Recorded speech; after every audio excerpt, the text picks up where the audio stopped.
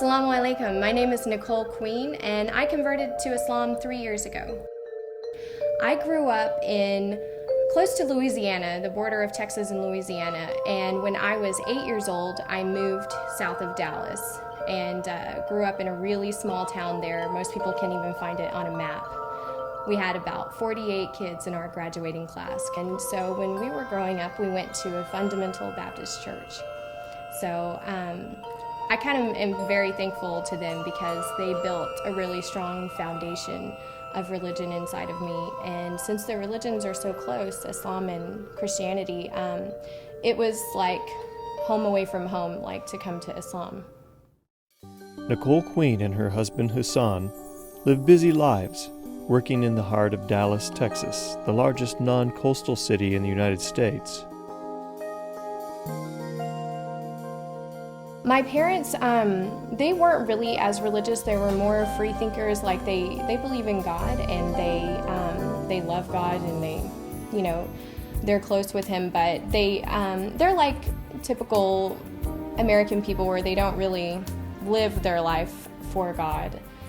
You wouldn't see it like in their daily routine. But my grandparents were definitely a lot more religious, and so we had a pretty strong foundation already instilled in us.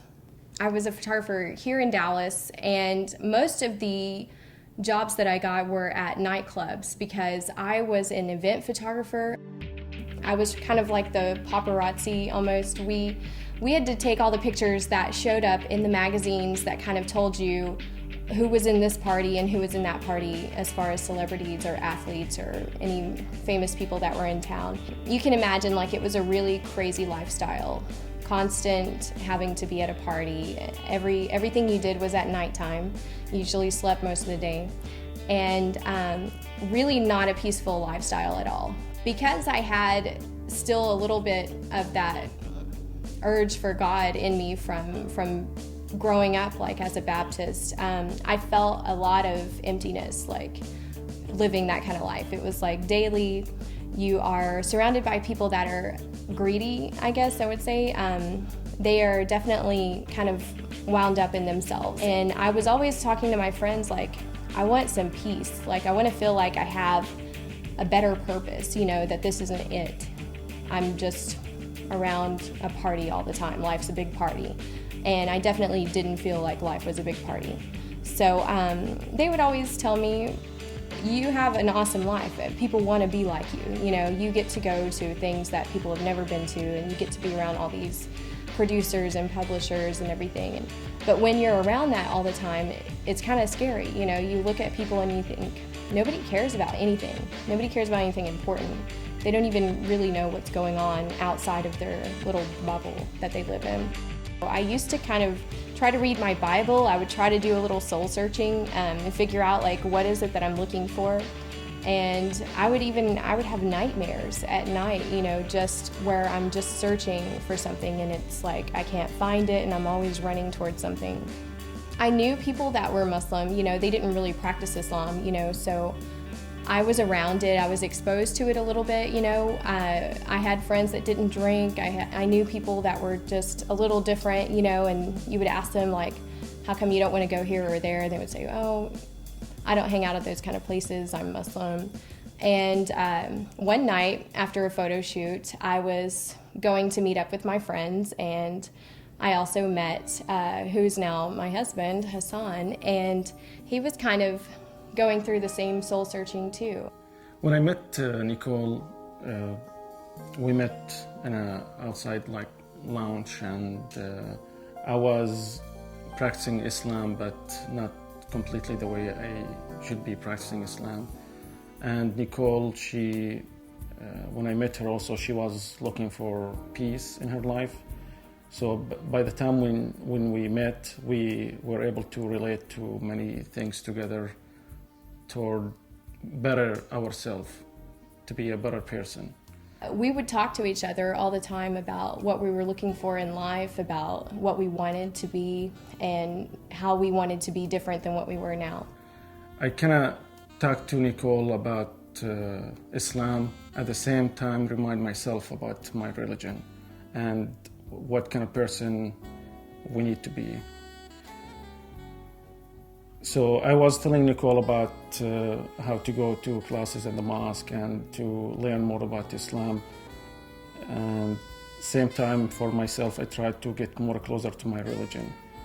He used to talk to me also about Islam, and so it was kind of like this Islam thing just keeps getting brought up around me.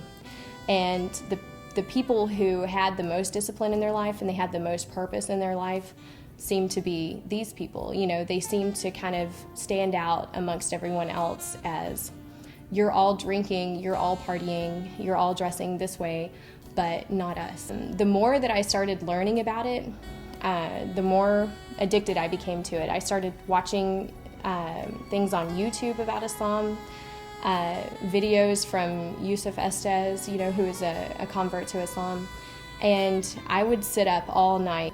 Definitely Nicole, she get me closer to my religion. Watching her going through these changes and for me not doing what I'm supposed to do, yeah, of course, she encouraged me to become a good Muslim. And the more that I learned about the foundation of this religion, and the more that I was like, this is written for me. This is what I need. I need something strong, and I need someone to tell me, you have to stop living your life this way. If you want to have more purpose, here it is. When I started converting to Islam, it was a long transition. It seemed like a roller coaster at the time. It seemed like everything was happening all at once, and it was like a big blur. But now when I look back, I can see I made a pretty good transition. I took my steps, you know. The first step was, I need to know what's going on with this faith. I need to know the foundations and the pillars and the basic belief system, and I needed to make sure that it was something that I could actually believe in. I was excited when I see her very interested to learn about Islam, and she want to be changing her life to a better life. I get really excited, and I try, you know, I give her the Qur'an to read it. When I started to read about the religion, the transition of my life happened without me even realizing it. You know, I started to change the way I thought about other people and the way I thought about the world. So the way it affected my life was huge. Sometimes we didn't talk for a couple of weeks or a month. I mean, and then I found out she's still doing all these things and learning about Islam, and to the point where she wanted to go to Islamic country, and she want to go and learn from the Muslim people, not just in books. And I wanted to go and see what it's like in a Muslim country, really bad. I just had this urge to see, what is it like to be around a bunch of Muslims, to be in a place where Muslim is the nation's religion. So I told her, of course, you can go to Jordan, and I made it just available for her to go there and spend a month with my family. He called his mom actually right away, and she said, please come. I mean, they were so happy to have me come and visit, and I went by myself. And I took a bunch of clothes that are typical for a hijabi girl to wear. And at the time, I thought of hijab as something that you have to earn. Like, you have to study Islam for a long period of time before you can wear the hijab. Like, that's what I thought. I thought, I'm never gonna get to that point. It's gonna take me a long time to ever be like those women, you know? I thought it was like a rite of passage. And so I went there with some scarves and some long skirts and hijab style clothing, because I thought, okay, it's a Muslim country and everyone's gonna be dressed like this, so I don't wanna, you know, insult anybody. And when I went there, I saw 40% of the country doesn't cover. They don't wear hijab. I wanted to show respect to the family that was hosting me, and the women in the family wore the hijab. Well, most of them wore it, and so I thought, well, I'll wear it when we go around town, and when we go out of the house, I'll put hijab on, so that I kind of blend in and don't draw extra American attention to myself when we're in this country. And so I started wearing it while I was there, and I would just wear it every day, and I was there for a month. And it got to where I was excited to put it on, like, because it was new, and whenever I put it on, I got so many compliments. Like, so many people would say, mashallah, you look beautiful, you look nice in the hijab, it looks better than you do without it. And I would think, oh my gosh, didn't look good all those years.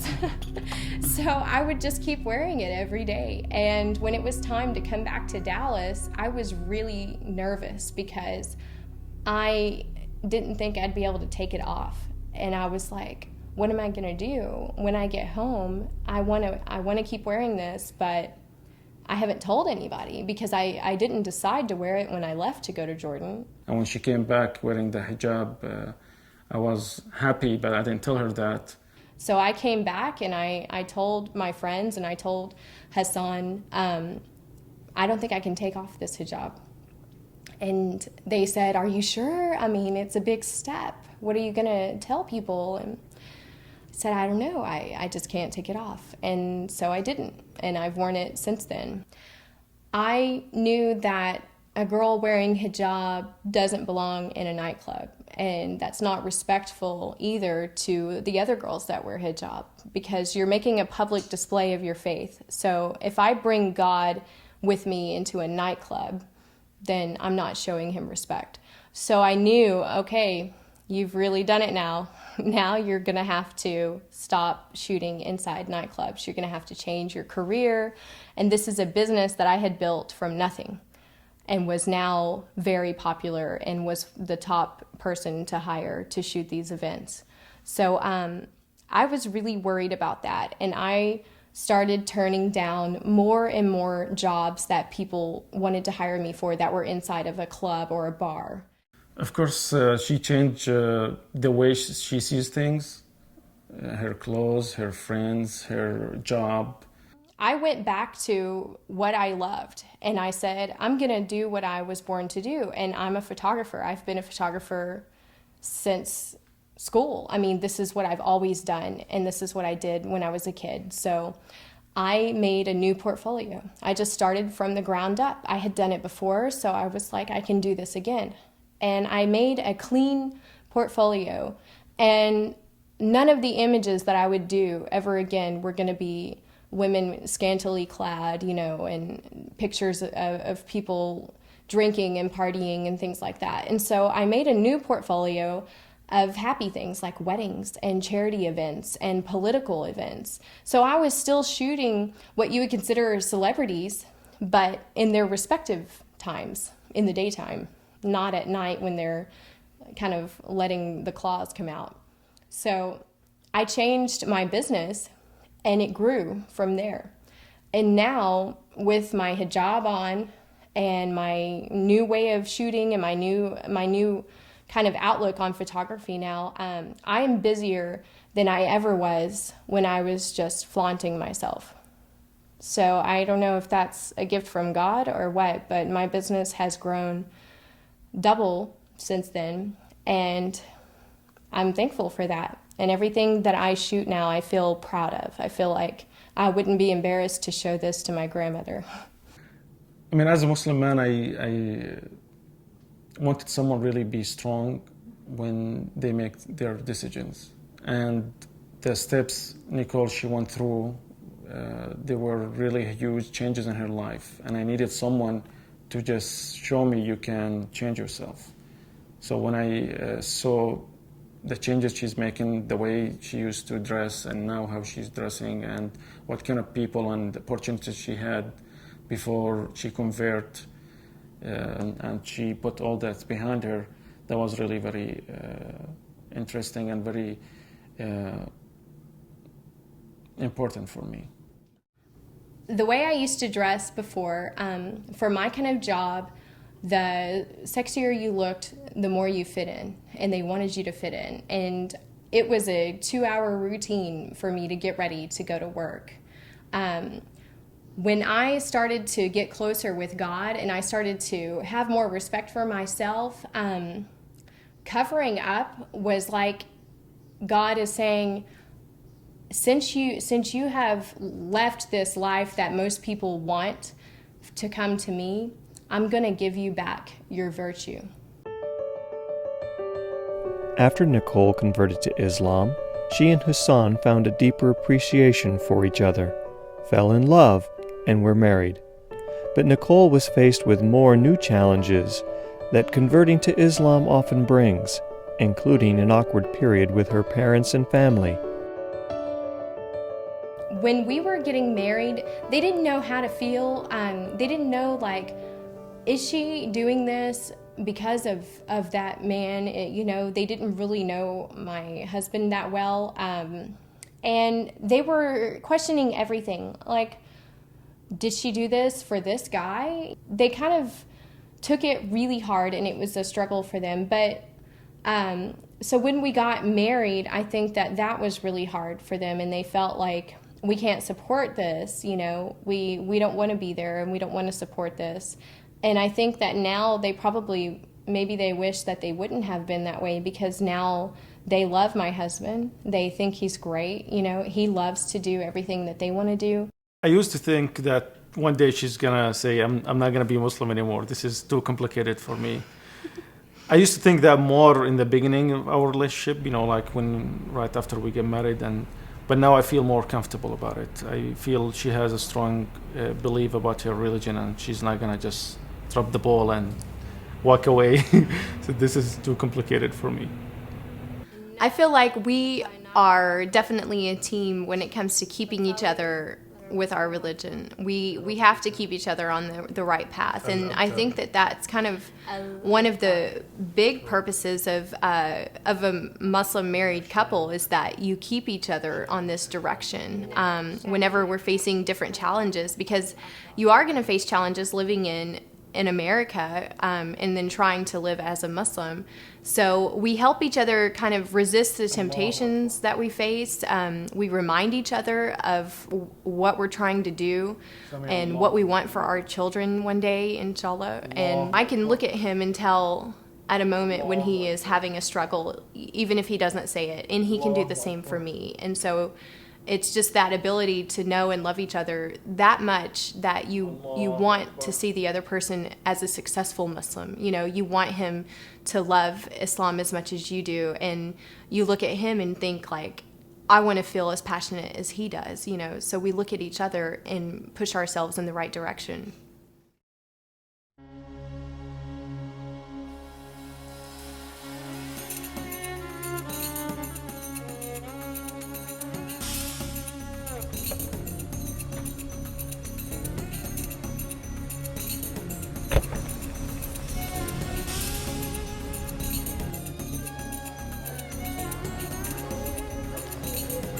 This is the main foyer area for the Islamic Association of North Texas. This is where I first began my Islamic classes. I would come every Sunday. I would go up the staircase right there to learn about the foundation of Islam. It was about 5 months later that I took my Shahada in the Imam's office here at the Richardson Mosque. I've become like a member of the family here, and this is where me and my husband come for our prayers. Eventually, the Islamic Association of North Texas is going to grow into an Islamic village. They're going to be adding shops, restaurants, and educational institutions. The community here is growing very rapidly.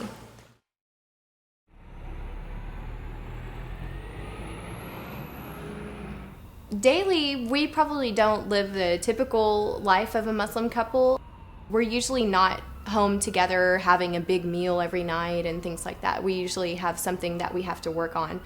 I would say it's a little different than the typical Muslim family who's home together a lot and who kind of has, like, it's a little easier lifestyle that they have compared to ours.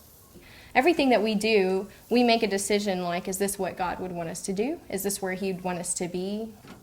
I love barbecue, so we buy halal chicken and we have barbecue out on the patio and we invite friends over. We take the right choices by who our friends are. We take the right choices about where we're going to buy our barbecue chicken at, you know, but we still do it. I mean, it's a way of life, but it doesn't mean you don't have one. I have some iced tea. This looks really good. Hi there. Hey, Welcome to our ranch. thank you so much. Thank you for having us. Looks like you're ready to ride. Yeah, we're ready to go. Well, let's go find the horses. All Run the right. barn. Registered paint.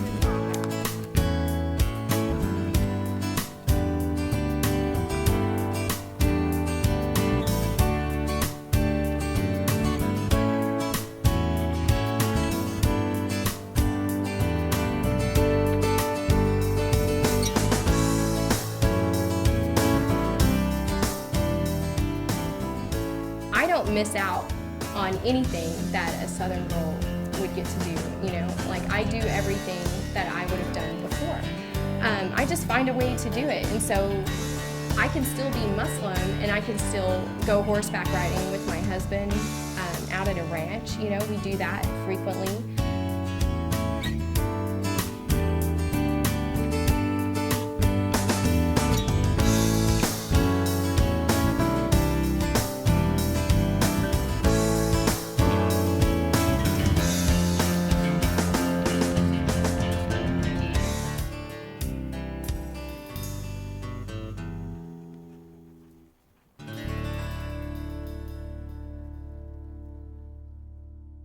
I think that in Islam, something that sets it apart from other religions is the ease of it, the simplicity. And I know that may sound strange to some people because they would think Islam is not easy. Look at how difficult your life is, you know, with this religion and how challenging it is. But the simplicity that I'm speaking of is when you need to make a decision, and when you're going somewhere, and when you're buying clothing to wear, and when you walk out the door, Islam helps you to make the decision to respect yourself. I think that Islam takes you and your personality and it washes it off. When I became a Muslim, it was like somebody gave me a bath. It was like what Christians follow is a baptism. I think that in Islam, like I said, it's kind of like you wake up from the nightmare that you were living and you get to wake up and live the life that you were meant to live. So besides the photography, I tried to give back a little bit to the community and to the people about converting to Islam and about being an American Muslim. So what I thought of was all of the different challenges that I had faced when I was converting, and wanted to create a website that would help people who were also going through those same difficulties.